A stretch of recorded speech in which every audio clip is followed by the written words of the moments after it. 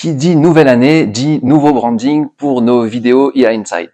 Je ne sais pas si vous l'avez remarqué, mais on a changé le style. J'espère qu'il vous plaira.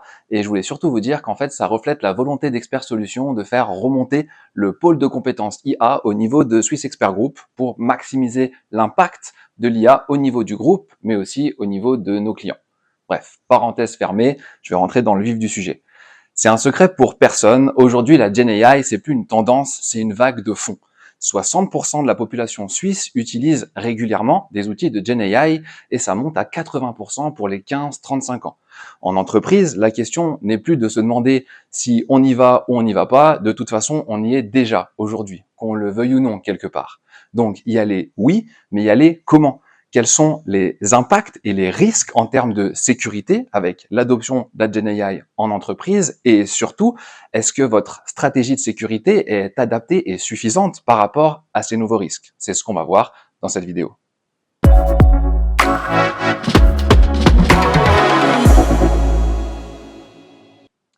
La première chose à avoir en tête, c'est que la Gen AI a un double effet sur la cybersécurité. Le premier effet, c'est celui que j'appellerais l'amplification des risques existants. J'aime bien dire que la Gen AI, c'est un peu comme un ampli, ça crée rien quelque part. Si vous mettez la Gen AI dans un environnement, dans un contexte qui est déjà à peu près productif, la Gen AI va booster votre productivité, votre efficacité. Si vous la mettez dans un contexte qui est un petit peu bancal ou problématique, il y a des chances qu'en fait, elle amplifie vos problèmes. Et dans la cybersécurité, c'est la même chose. Si on prend par exemple le risque de phishing, c'est un type d'attaque qu'on connaît très bien, qui est là depuis longtemps. On sait que c'est un des premiers vecteurs de cyberattaque. Sauf qu'aujourd'hui, fin 2025, les campagnes de phishing, elles sont écrites, assistées par des IA. Elles sont boostées avec des technologies de deepfake, de clonage de voix qui les rendent encore plus réalistes et on peut avoir des campagnes à large échelle qui sont presque entièrement pilotées par des IA. Si on prend la catégorie de risque malware, là encore, ça fait longtemps qu'on a des malwares, on a des EDR qui sont performants, sauf qu'aujourd'hui, les malwares, ils sont développés en partie avec de l'IA, ils ont des capabilities bien supérieures, ils sont développés plus vite, ils ont des moyens d'évasion beaucoup plus performantes et on a des campagnes de malware et de propagation qui peuvent être pilotées par des IA. Donc globalement, les risques historiques, ils sont toujours là, on les connaît, mais c'est comme si d'un coup, avec la Gen AI, ils étaient devenus plus méchants, plus performants quelque part, et ils mettaient sous pression encore plus votre stack de sécurité qui peut se révéler pas suffisamment performante ou inefficace, ou en tout cas pas suffisante avec cette menace qui grandit. Ce qui était suffisant hier peut ne plus l'être aujourd'hui et encore moins demain. À côté de ce phénomène d'amplification des risques existants, qui existait déjà avant, on a la Gen AI qui a apporté de nouveaux risques, des nouvelles classes de vulnérabilité qui n'existaient pas. Par rapport à ça, il y a deux documents de référence que je conseille qui ont été produits par l'OWASP. Le premier, c'est le LLM Top 10, qui décrit les 10 vulnérabilités les plus communes dans les applications qui utilisent un LLM, donc de la Gen AI. Le deuxième document, il est très récent, il date de la semaine dernière, et il s'appelle Top 10 for Agentic Application. Ce document focus les vulnérabilités de type Gen AI, mais qui touchent particulièrement les applications agentic. Si c'est pas clair pour vous la différence entre un LLM et un agent, une application agentic, je vous invite à consulter une de nos dernières vidéos qui parle exactement de ce sujet.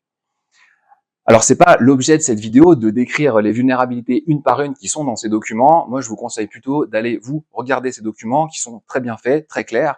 Ils décrivent chaque vulnérabilité, dans quel contexte on peut la trouver et ils donnent des exemples d'attaques et de moyens de mitigation pour se protéger.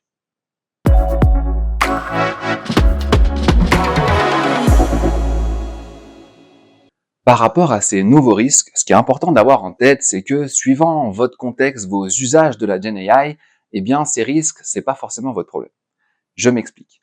Souvent, pas toujours, mais souvent, quand on parle de Gen AI, il y a souvent un cloud provider quelque part à un endroit ou à un autre du projet. Que ce soit simplement pour héberger le modèle et fournir une API brute, ou alors fournir une plateforme SaaS plug and play complète, on a souvent un fournisseur externe quand on fait de la Gen AI.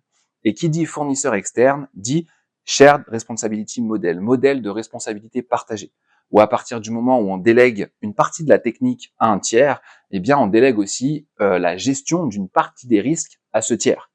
Avant la GenAI, quand vous utilisiez une application web dans le cloud, même si vos données sont dans cette application, ce n'est pas votre responsabilité de protéger l'application contre les injections SQL ou le XSS. D'accord? Eh bien, pour la GenAI, c'est la même chose. On parle par exemple beaucoup d'injection de prompt. C'est le terme qu'on entend tout le temps quand on parle de sécurité de GenAI. Eh bien, à moins que vous développiez vos propres agents de GenAI ou vos propres applications homemade, le prompt injection, c'est pas votre problème. C'est le problème quelque part de votre fournisseur.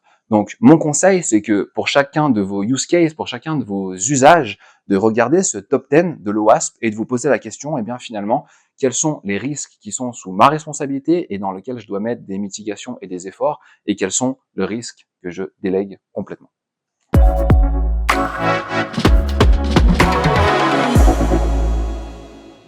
Pourquoi votre stack de sécurité technique actuel ne suffit pas? Pour comprendre, il faut faire un petit pas en arrière et voir que dans la cyber, chaque protocole de communication a sa contre-mesure, son bouclier technique quelque part.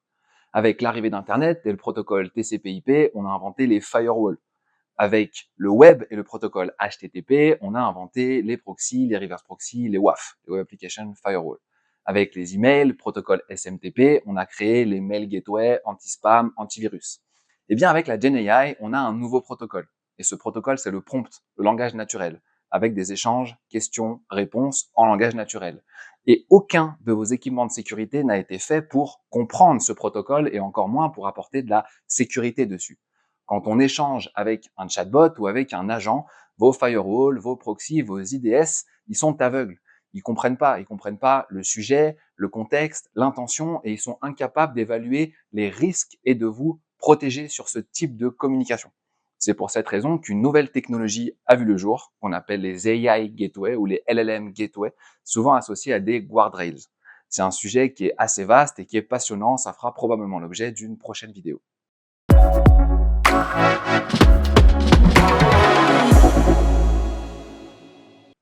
Pour conclure, gardez à l'esprit que cette vidéo n'était que la première étape pour poser le décor. On a vu que la GenAI changeait les règles du jeu et que nos défenses standards traditionnelles ne suffisent plus. Dans les prochaines vidéos, on rentrera beaucoup plus dans le concret, on expliquera ces nouveaux risques et les approches et techniques pour se protéger. Enfin, j'aimerais terminer par une petite mise en perspective historique. Souvenez-vous, 2022, sortie de ChatGPT, 2023, c'était un peu l'effet waouh.